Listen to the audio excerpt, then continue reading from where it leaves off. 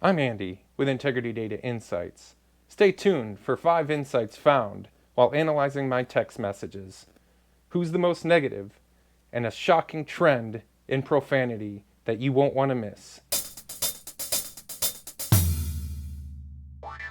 Thanks for joining me.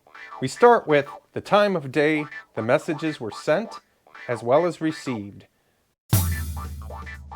Shocking findings indicate that 11 a.m. is the tops for both messages sent and received. Friend text messages dominate the received messages during this hour, where immediate family is top of the charts for the messages that I send. Thursday is the top day of the week for number of text messages sent and received, followed by Tuesday, the slowest days, Sunday, as well as Monday. Next, we looked into the content of the messages. You can see here the top list of sent and received messages. Many of them are very short and precise messages. But when we dug a little bit further into extracting some additional elements, a shocking trend, time was a huge element that was a part of many of the messages. Phrases such as, "What time tomorrow?" and "When can I come over tonight?" We also leveraged Microsoft's cognitive services to append our analysis. This allows us to match to entities, companies, brands, famous people. We found Ben Folds, Taco Bell, Chick-fil-A, LexisNexis, GoPro, and even Nintendo's Super Mario Run. We also utilized Microsoft's cognitive services to look for sentiment analysis. Were the messages negative in nature, positive in nature, mixed, or neutral?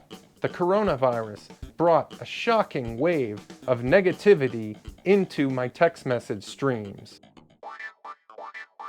You can see, before COVID, we only had 13% of messages being negative. During the COVID pandemic, that shifted all the way up to 19%. Next, we used sentiment analysis to try to find the most negative individuals that sent text messages. There was a 3-way tie for first place: my friends, my father-in-law, and also my kids' school. We looked into that further, and my kids' school triggered off phrases like cancel and delay. Next, we wanted to look at who was the most positive. We found that extended family topped the charts with messages such as happy birthday, congratulations, and happy anniversary. Next, we did some head-to-head comparisons to find out who was the more negative or positive. First up, my spouse. You can see here, both of the messages were fairly neutral with 72 and 74%. My wife gets the edge with a slightly 3% boost in number of positive messages sent versus what I had sent to her. She also has a slight decrease in negative messages sent, giving her the overall edge.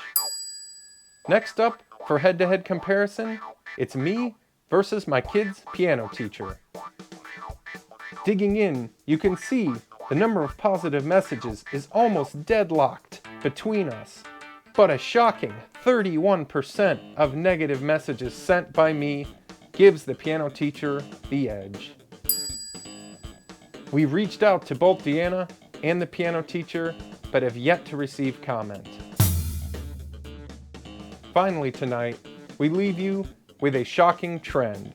You can see the COVID pandemic has brought in a wave of profanity starting in February and just increasing month after month.